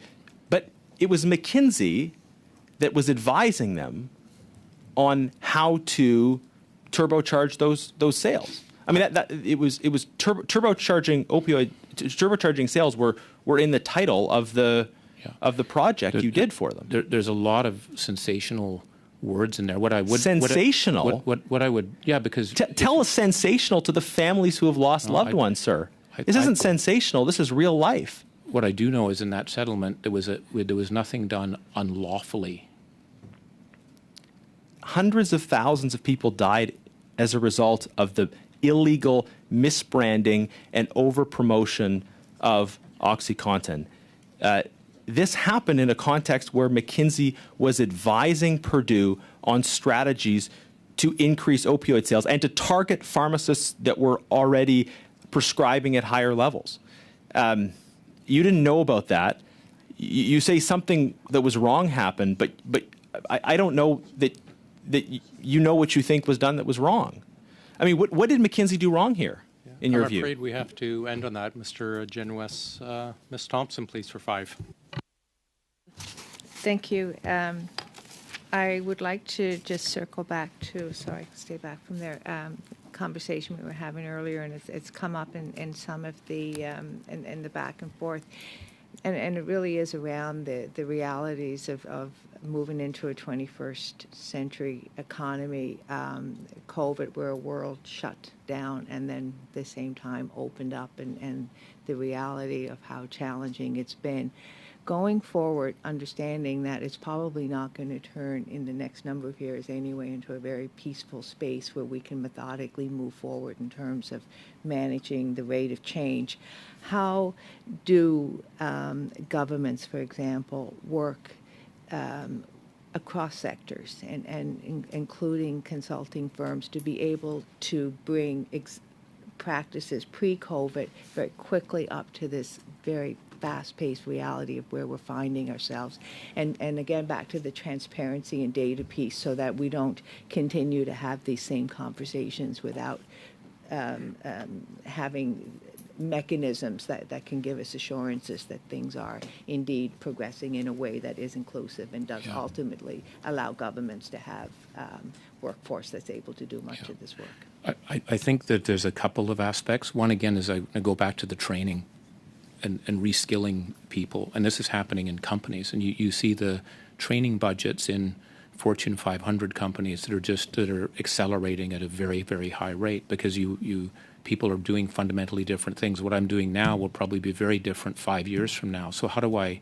help do that? And they're spending a lot of money on that. And that can be internally. Again, when I was in McKinsey, other than the R&D that I talked about, our biggest budget was training, because you have to do it. So I think there has to be more resources on training the people we have to be able, and recognizing that that's the case. I do think there can be private sector organizations to do that, including universities, that can provide you don't go away for a year. It's a 2-week program, or it's a part-time program. AT&T has done this, where it's 2 hours a week, and you get a medallion certification to be a digital expert if you want to do it, and it's done so you can work and learn, right? So we need that. I think there's a technology transformation that's needed in this government, and in all governments. I don't want to be harsh about it, but we're in the Stone Age, and we've got to spend the money, and that's a lot to be able to do it. But that'll enable the organization to actually do more if we do it. So my view, it's the training and the technology. I do think having people go in and out, if I might say. I think having, private sector people coming into government and government people going into the private sector is just it's good to do, to kind of broaden the mind. The other thing I always keep in mind, right, with these changes, the average lifetime of a company in 1935, which wasn't a good year to be on the stock exchange, was about 90 years.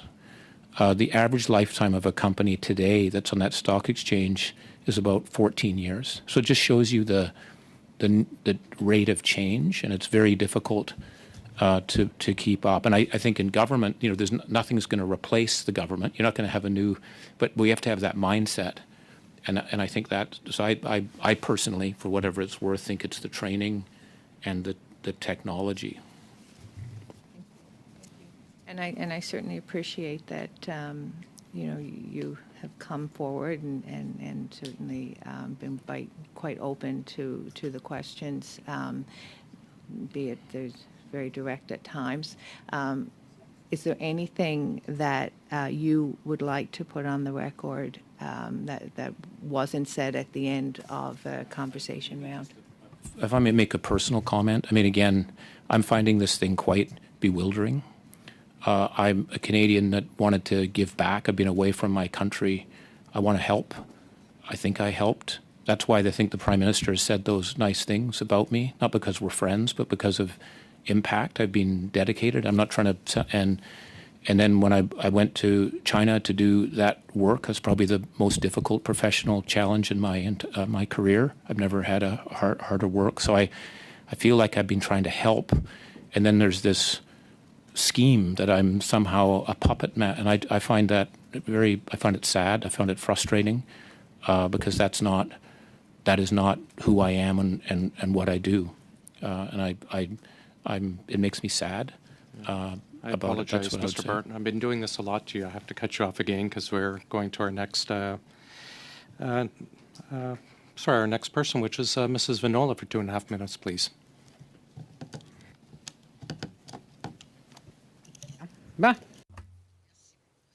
Thank you, Chair. I'm going to start off with some very short questions. We've heard a lot about McKinsey. With respect to McKinsey's culture, is it normal to not refer to the clients and the clients don't refer to McKinsey when they are being questioned with respect to the links or relations between them?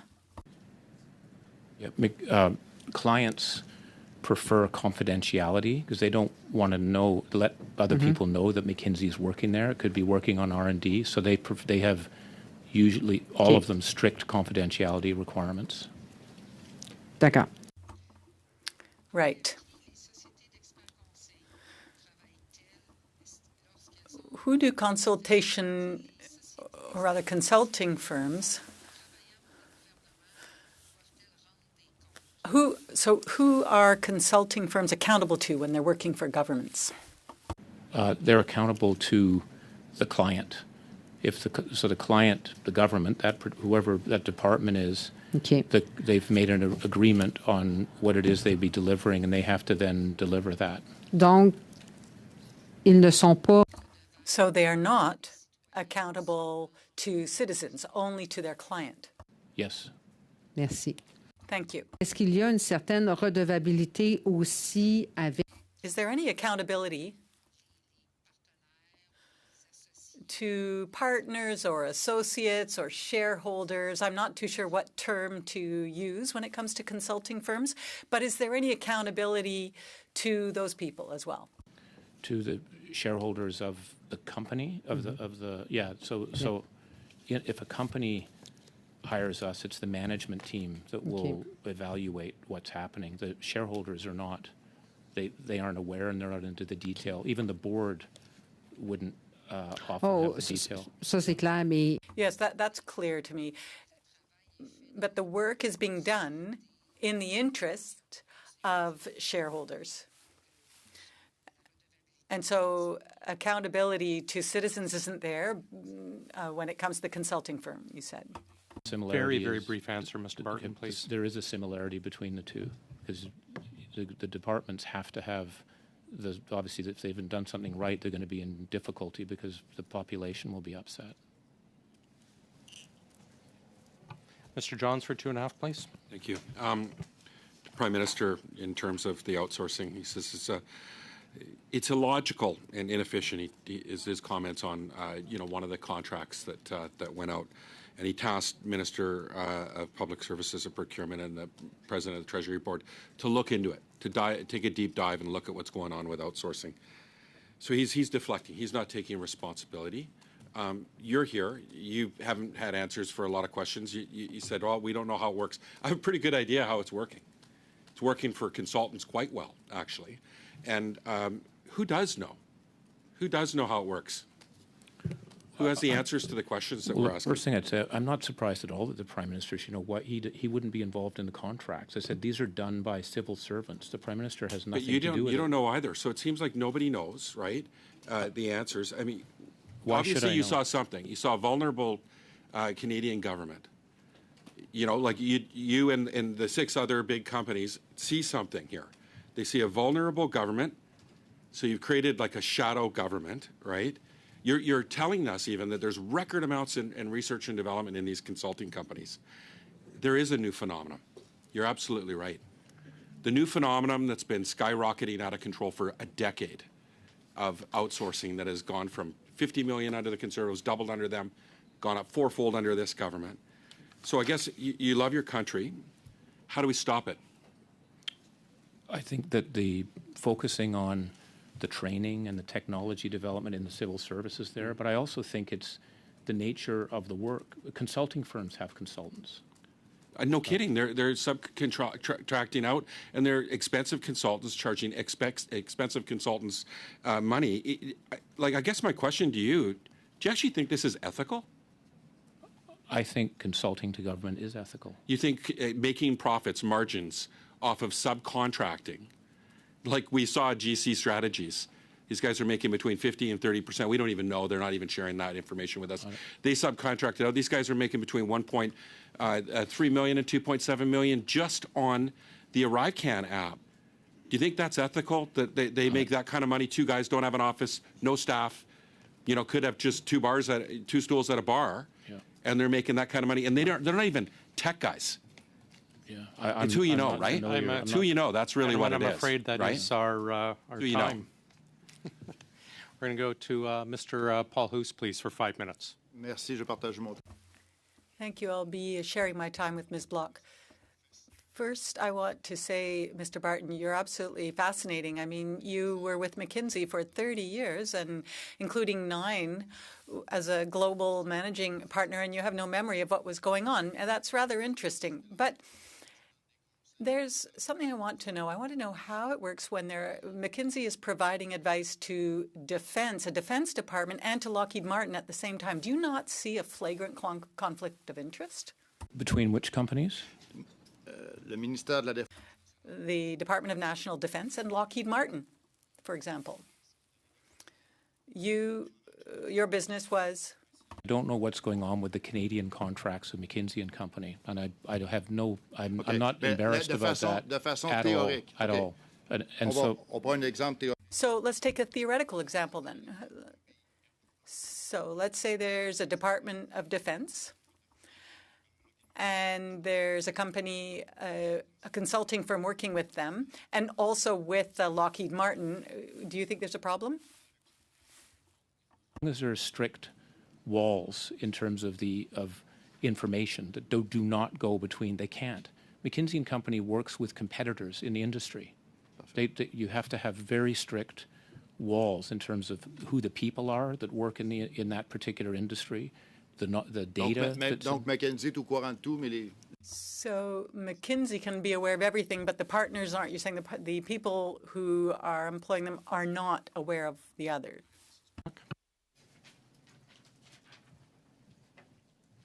Thank you very much, Mr. Chair, and thank you to my colleague for splitting his time with me. Thanks. I want to follow up on some of the questions that my colleague MP Kuzi was asking you when it comes to pro bono work and the work that was pro bono when you were participating on the Economic Advisory Panel or when McKinsey was.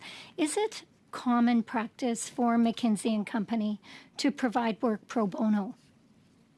Absolutely, it is. McKinsey provides pro bono to the United Way, to various different organizations. It's just part and parcel of what they do around the world. So they're doing this pro bono work for the government. You clarified that in its pro bono work, McKinsey would not have been privy to any information that would have positioned them to procure future contracts. If that's the case, why does McKinsey do this? Because it's about, giving back, being a part of the society. You need to. That's what other organizations do that too. Other corporates do a lot of pro bono work. So it's a normal thing for all corporates, to provide pro bono services.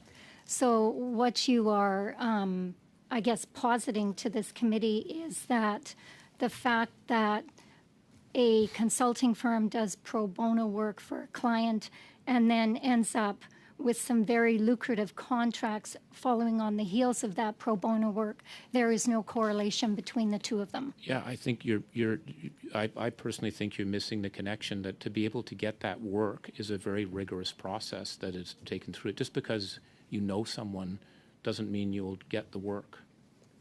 It's not about a relationship. You have to follow the criteria that are set, and that includes the price, it includes your capabilities, it includes your track record, it includes references. Okay. So I don't see that linkage. So it's not who you know. No, it's not who you know. Well, I just want to read a quote from a book, When McKinsey Comes to Town. And this is quoting a senior partner from McKinsey. If there was an award for squeezing the most out of our clients, McKinsey might be the favorite to win it.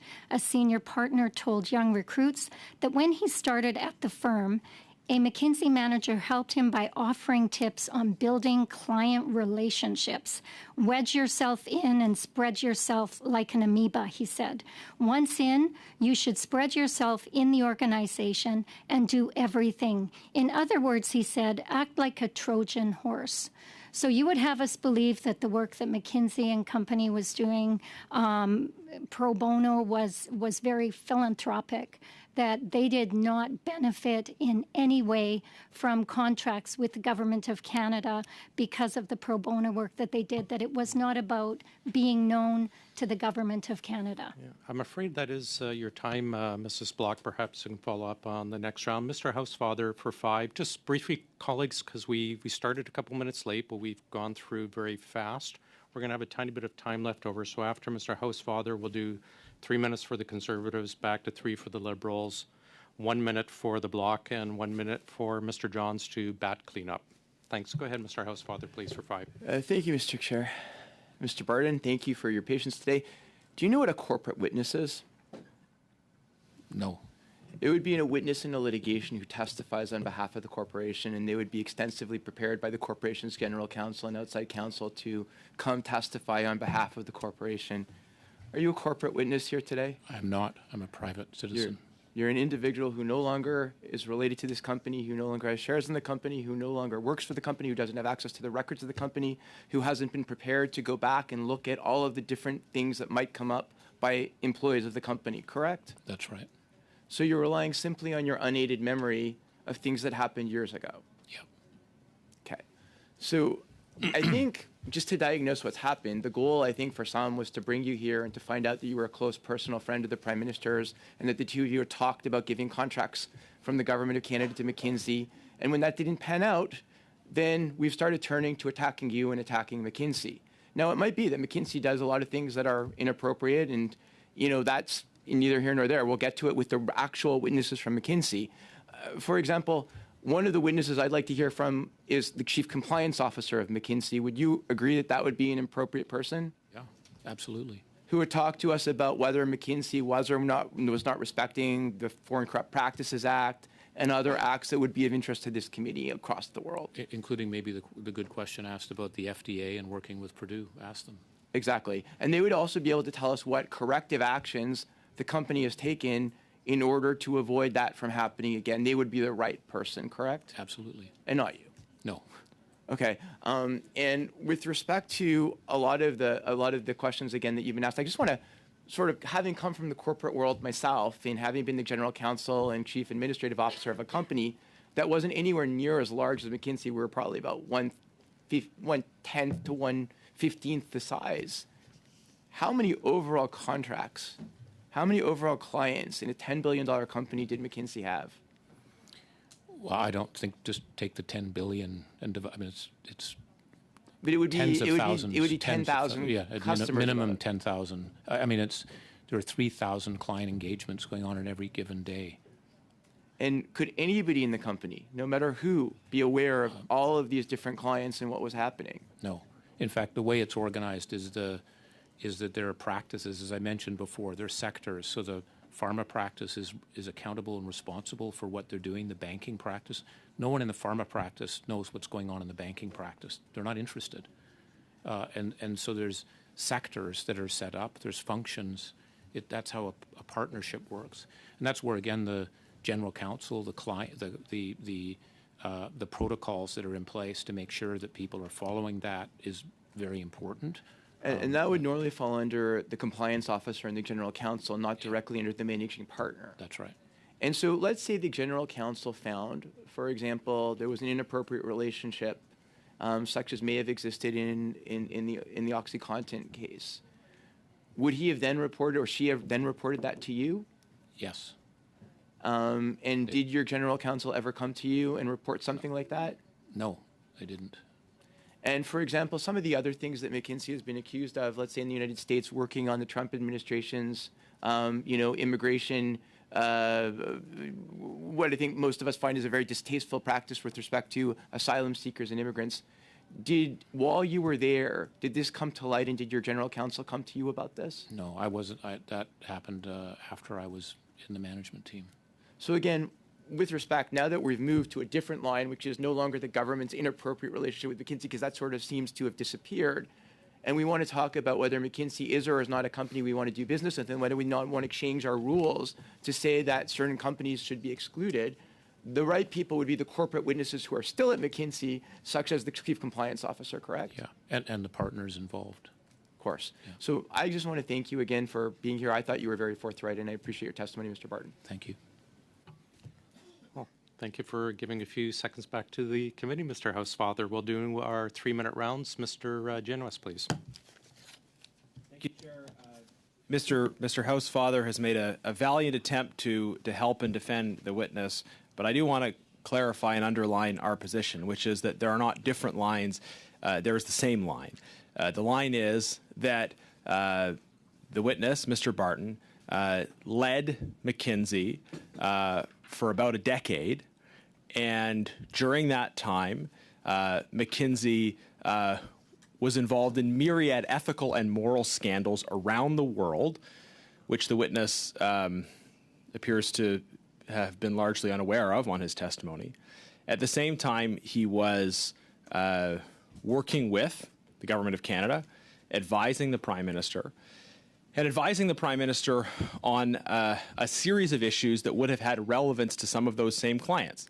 The advice that he was giving to the Government of Canada would have had relevance to Chinese state-owned enterprises that McKinsey worked for, private sector clients, various companies that were regulated by the Government of Canada. So it is not different lines, as Mr. Housefather suggests. It's the same line. And I obviously don't hold Mr. Barton accountable for the current activities of McKinsey following his departure. But I do think it is appropriate to hold the leader accountable for the things that his company did or didn't do, which included providing advice to Purdue Pharma, advice that included paying bonuses to pharmacists for overdose deaths. And that was something that came out of the culture that existed at McKinsey, sir, while you led McKinsey. But you said you don't know about the opioid, McKinsey's work on opioids. So let me ask you quickly a number of other questions about what you were or were not aware of. Were you aware of McKinsey's work for the Saudi government during your time at McKinsey? Yes, I was. Were you aware that that work included identifying the Twitter accounts of influential dissidents, providing their names to the government of Saudi Arabia, and the subsequent harassment that those people experienced? That is an allegation, and the update on that is that individual in particular went to court, sued McKinsey, and lost, appealed it, and lost. Yeah. So you should be careful about saying allegations like that. You should be very careful about that. Sir, first of all, I'm in a parliamentary committee, and you should know that. But secondly, Mr. Abdulaziz was told by the RCMP that his safety was at risk here in Canada after a McKinsey report to the Saudi government identified 3 prominent Twitter accounts that were negatively impacting perceptions of Saudi economic policy. What about that is disputed?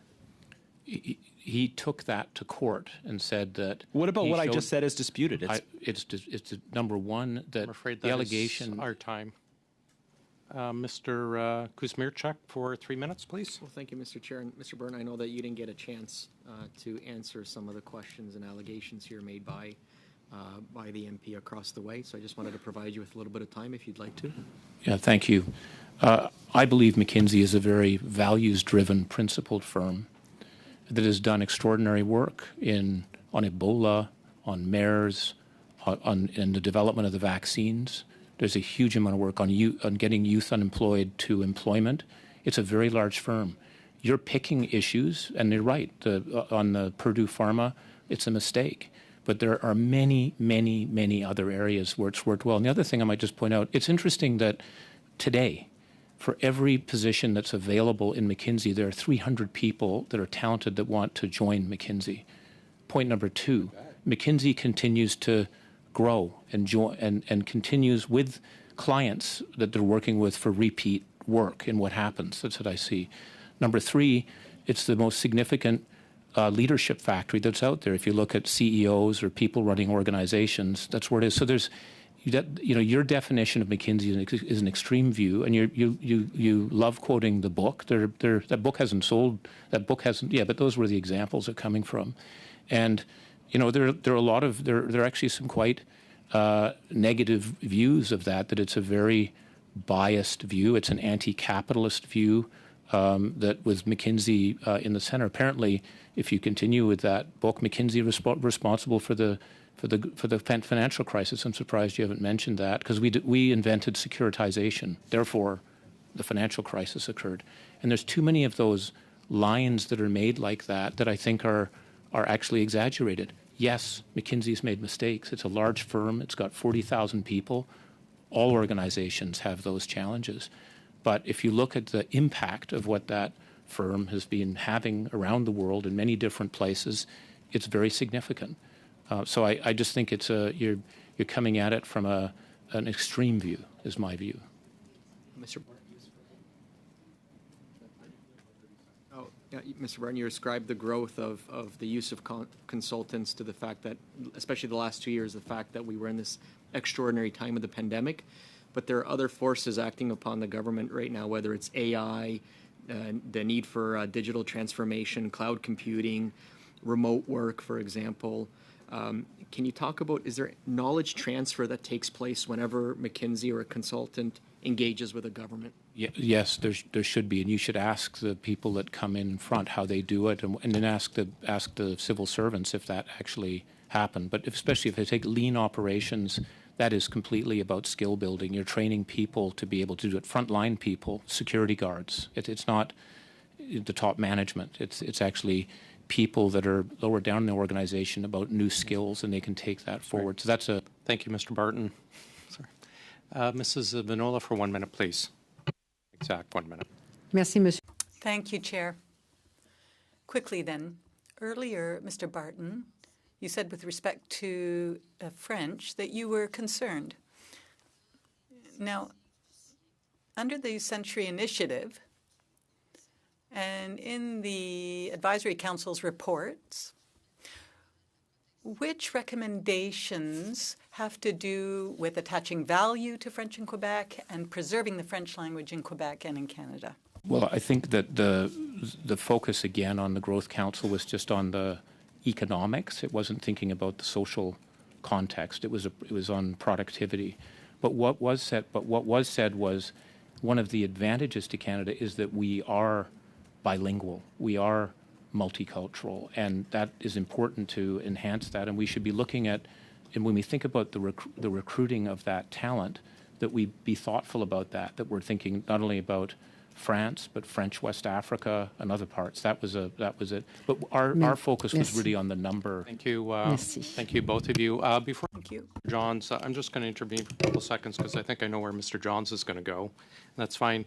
Mr. Barton, thank you for being with us today. I just have a couple of questions. I'll use Chair's prerogative. I wanted to follow up. I'm going to assume that you were not threatening Mr. Genos, a member of Parliament. It sounded you were going down that step. I just want to be very clear that was not your intent.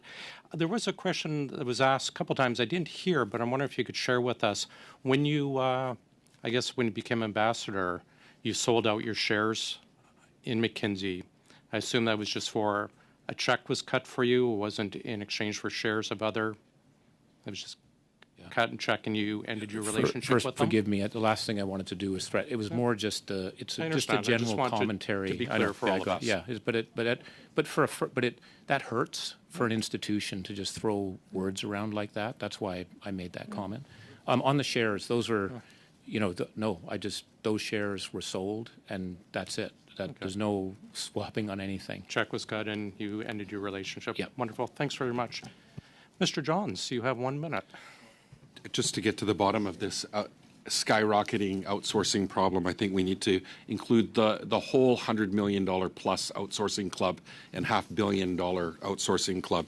So I move that the committee expand its study of federal government consulting contracts awarded to McKinsey and Company to include government consulting contracts awarded to Deloitte, PricewaterhouseCoopers, Accenture, KPMG, and Ernst & Young by the Government of Canada or any other Crown corporation since January 1st, 2011, examining their effectiveness, management, and operation, including the value and service received by the government, and that A, the committee hold additional meetings to receive witness testimony from those senior executives in Canada at Deloitte, PricewaterhouseCoopers, Accenture, KPMG, and Ernst & Young, and any other witnesses the committee decides be invited, and that the parties shall each provide to the clerk of the committee by 3 p.m. Eastern on Tuesday, February 7th, 2023, their preliminary lists of additional witnesses who the chair shall schedule in a manner that is fair to all parties. And B, the committee expand the orders to send for documents as stipulated in paragraphs C and D of the motion adopted on January 18th, 2023 to include Deloitte, PricewaterhouseCoopers, Accenture, KPMG, and Ernst & Young, and that this order follow the same deadlines and conditions that were detailed in the motion adopted January 18th, 2023, with the reference date for the deadlines beginning on the day which this motion is adopted.